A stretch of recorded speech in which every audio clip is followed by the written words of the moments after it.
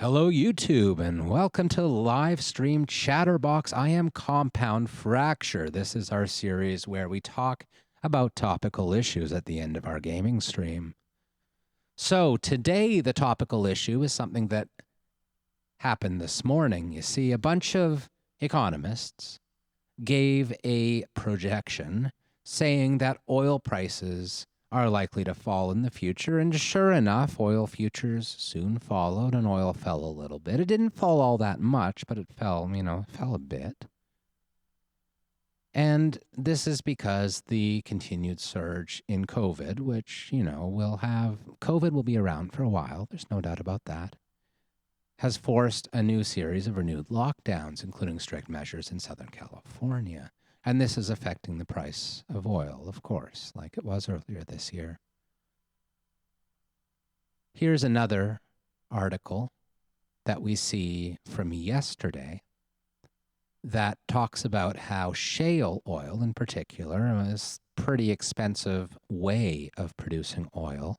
The companies involved in shale production in the United States, that is fracking. You've probably heard the term fracking, even if you aren't familiar with shale oil in particular, that they will not be on the rise for quite some time, or not be growing, rather, for quite some time. Shale oil executives themselves see little chance for major production growth, and this is mainly because of lower prices.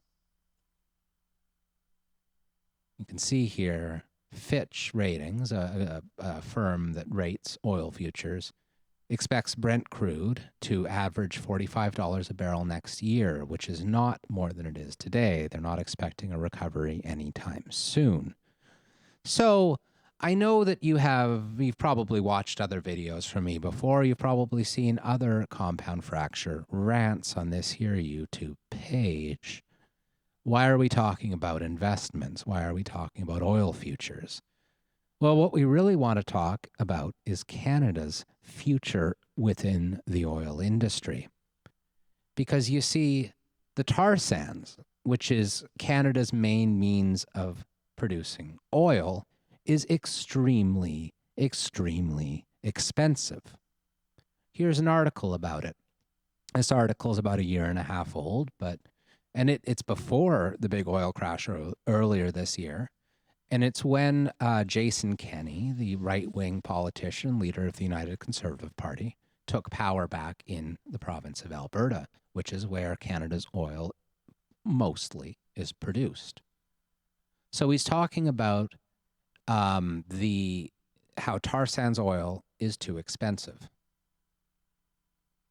It's the most expensive oil in the world. He's talking about how Alberta is in a budget deficit situation, but is also needing to subsidize the tar sands, which, by the way, they look like this. The image just disappeared. Let's see if we can get it back. Apparently, my web browser does not like this image. That's fine. It's the dirtiest oil in the world, and it's very expensive.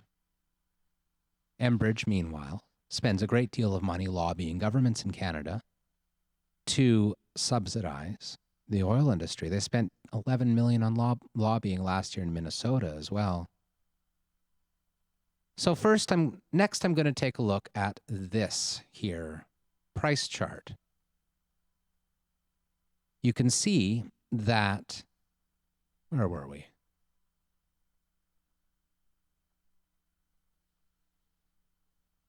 Oh dear. I wanted to look at this prior to the price chart. Here we go. Unpacking Canada's fossil fuel subsidies. We were talking about fossil fuel subsidies, and here is an article about that. So oil, gas, and coal are multi-billion-dollar industries, blah, blah, blah, blah, blah, yet we subsidize the motherfucking hell out of them. It's difficult to know because our governments don't actually release numbers on how much we subsidize them. But there are ways of making guesses, educated guesses, about how much it is. And the guesses are that the amount of money we pour into fossil fuel subsidies would be enough to pay for the education of 235,000 students, job training for 300,000 workers, public health care for 470,000 people. They are extremely, extremely, extremely expensive. Here's a bit of a list. Hundreds of millions for each of these things, different provinces. It's billions of dollars a year in total.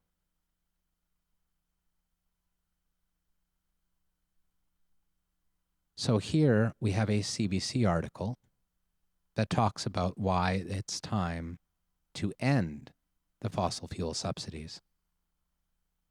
One thing I'm not finding right now that I had found previously, and I'm confused as to why I can't find it now, is that because I thought it was in one of these articles, you see, is that it costs $82 per barrel to extract from tar sands land.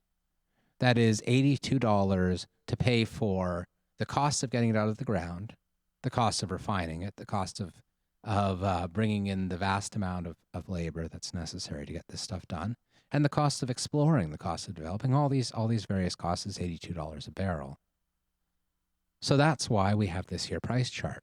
We see the last time that oil was worth $82 a barrel was October 2014. Prior to that, the tar sands were not very profitable, but at the rate that they were producing oil, the amount of oil that was going through, if you're making $20 a barrel, you're doing pretty good. That $20 adds up, and it was worthwhile for the fossil fuel companies to do it.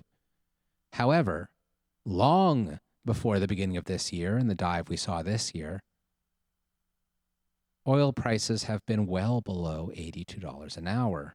So you might ask yourself, why are oil companies continuing to invest in the tar sands? And the answer is really, really simple. It's the subsidies. The subsidies is where they make the money. The fact that the Canadian government was willing to purchase a pipeline at great taxpayer cost, billions of dollars. Now, I think it was like, $6 billion? That's a vast amount of money for a relatively small country. The government does everything they can to make sure that this industry, which absolutely should not be profitable, remains profitable. So therefore, rather than pouring money down the hole of the fossil fuel sector, says this CBC article, it could be used to retrain unemployed oil workers and build solar arrays, wind turbines, and hydroelectric generating stations with the aim of providing new jobs in all the regions adversely affected by an over-reliance on non-renewable resource extraction. Now, that's very, very, very true. Oftentimes, things like oil field subsidies are presented to us as being the only way to retain jobs. That what we're really doing, rather than pouring money down a dark, oily black hole, is we're putting money into people's employment such that they can pay it back in taxes while also having jobs. This is an argument we hear all the time. But the reality is that that argument holds true for any form of government spending. I like to often talk about how the distinction between corporate subsidies and social spending is not nearly the same type of basic argument about economic progress and jobs versus social benefits that we often hear it described as. So for instance, say you put money into education, say you decide you're going to build schools and have smaller class sizes and higher quality education for students. Now, obviously, students benefit. We all benefit because our future generation benefits. But it's more than that. When you put money into schools, you're paying construction workers to build the schools. You are providing opportunities for resource industries to sell the goods that are needed to create the schools. You are hiring teachers to teach the students. You are hiring any number of other jobs, from bus drivers to janitorial workers, that are needed to maintain the schools. All the money you put into schools is in fact money that goes to jobs. So you see, any type of government spending, whether it's social programs, whether it's corporate subsidies, it'll all lead to jobs. That's just the nature of it. So what you have to decide is if you're going to spend money to create jobs, and that's fine. How do you spend money in such a way that it benefits society instead of harming it? So I'd like to go here. This is a National Geographic article about the tar sands. And by the way, one little fun note is sometimes you'll hear them called the tar sands and sometimes you'll hear them called the oil sands. Well, the difference is that they were always called the tar sands in the past. That's their old name. That's what we've always referred to them as. But as they were being developed, the oil companies hired a marketing firm, and the marketing firm decided that the word tar would turn people off and turn people against these sands. So instead, they should rebrand as the oil sands, and the oil sands are a new rebranding. But what we're talking about is tar.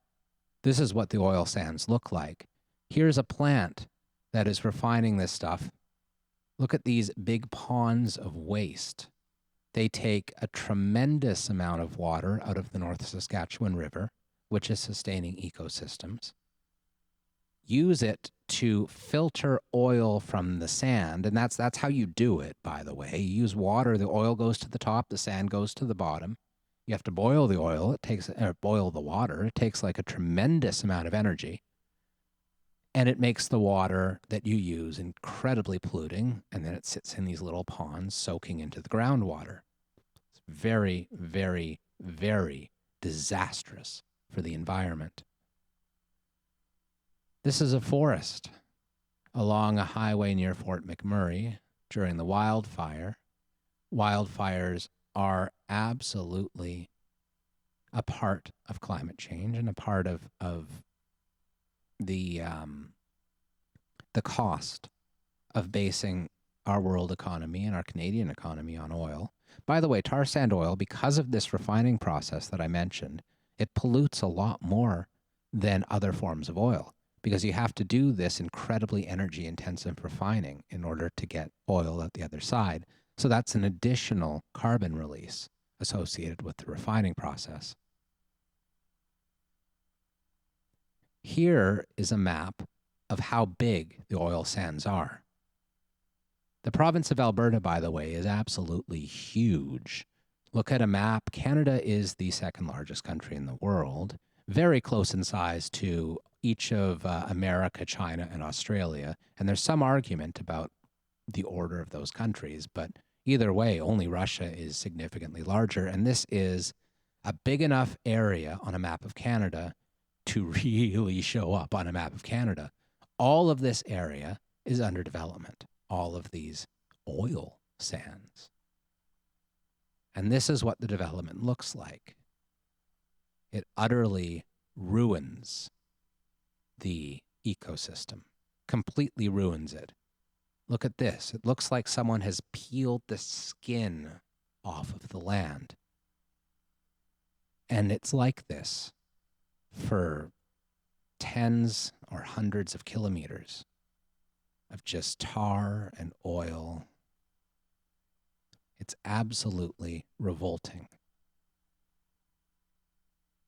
Now, we've already heard from this CBC article about how we could use the same money to fund wind and solar and other energy projects that would help Canadians rather than destroy Canada. But there's other options as well. Oh, and I should talk about this. I plan to talk about it. And it's one of the most important components in this story. It's not just the tar sands. It's not just northern Alberta. It's not just the Indigenous peoples in that area and communities of all types in that area who are seeing their land destroyed by the oil industry. In fact, the biggest protests in recent Canadian history, and some of the most important protests, took place over a pipeline being forced through unceded First Nations territory in BC. These pipelines are disastrous for the local ecosystem. They leak all the time. You cannot make a pipeline with the type of pressure those pipelines are under that isn't prone to leaking. They all leak. And it is a massive, massive, it's a disgrace. That's what it is. It's a disgrace that we are forcing this type of project through the unceded territory of a nation that even the United Nations has said has rights to their own territory. It's disgusting. And we're doing it in the name of maintaining this. So other options include, here's a proposal from a few years ago. In Ontario, a lot of auto plants have closed over the last 20 to 30 years. It's part of the whole Rust Belt process that we see throughout the Midwest of the United States and throughout southern Ontario, which lies on the other side of the border. So the Toronto Star here has made several proposals, and a business columnist, no less, to turn old GM plants in Toronto into the country's first Canadian-owned automaker. Now, he's talking about nationalizing these plants that had closed. The machinery is going to waste. It's being sold for scrap. So it could end up in the government's hands. It could continue to employ thousands of Canadians, and it could become a project to create electric vehicles, which could sustain itself, which could make money for the government rather than costing a tremendous amount of money like the tar sands.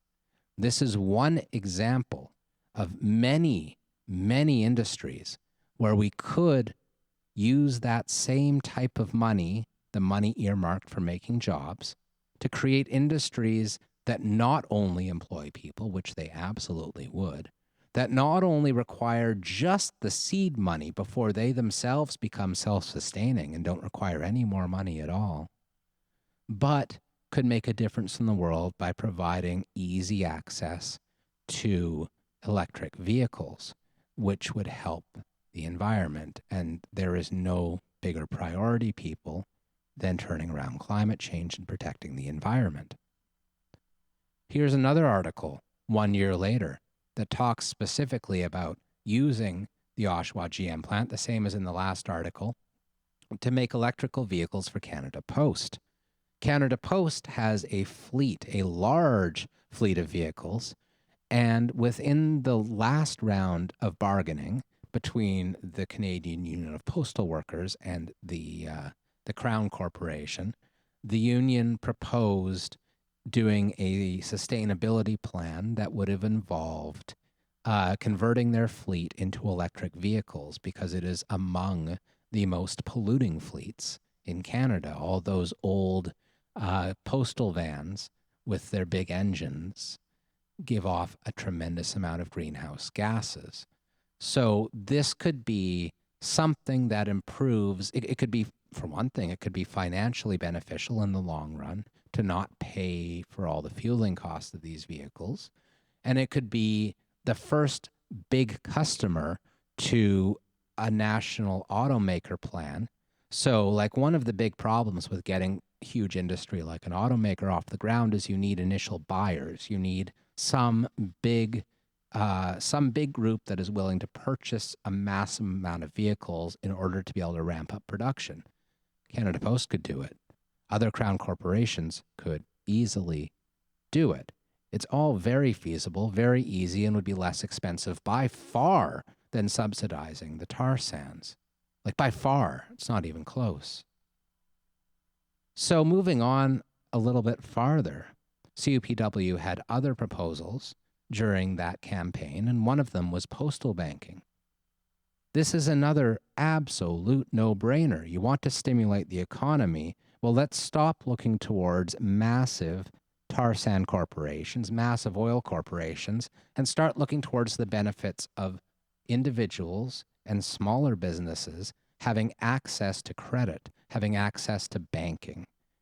Here in Canada, we have a monopoly of 6 charter banks over our financial system. And we see that these 6 charter banks collude with each other and set typical rates for service that are far higher than other countries. We have a banking system that's often called very stable, but it's very stable because it is insanely profitable compared to other countries. It's insanely profitable because they milk us. They milk Canadians for that profit. Meanwhile, you know that if you're struggling, if you want to start a small business and don't have seed money, it's very difficult to get a loan. It's almost impossible. Postal banking would help stimulate the economy in a tremendous way while also providing a huge value for Canadians looking for a non-profit banking system that would respect everybody and allow everybody to set up accounts within it. On top of that, banks, traditional banks, are closing branches in small towns across Canada. A lot of Canada's small towns are vast distances away from the nearest city. Losing your bank in a small town is a terrible thing. But every small town across Canada has a post office. If there was postal banking, every small town would have a bank. And this is not a radical proposition. The postal system used to do banking. Many other countries have postal banking. It's not unusual at all. It would absolutely stimulate the economy, and it would cost next to nothing. You see how government investment in economic stimulation could go any number of different directions. It does not have to go towards the tar sands. It does not have to go towards the single most destructive oil operation in the world, according to National Geographic. It does not have to go towards an operation that requires $82 a barrel oil just to break even, when oil is unlikely to ever reach $82 a barrel again at this point, or even if it does, not any time in the near future. It's time, as CBC says, to end the corporate welfare for Canada's fossil fuel industry and to invest instead in green technology, green industry, social programs such as better education, and other things that will not only create jobs, not only create tax revenue through those jobs, but also help this country rather than destroying it. So that's all I got for tonight. That's my rant. I've been Compound Fracture. Good night.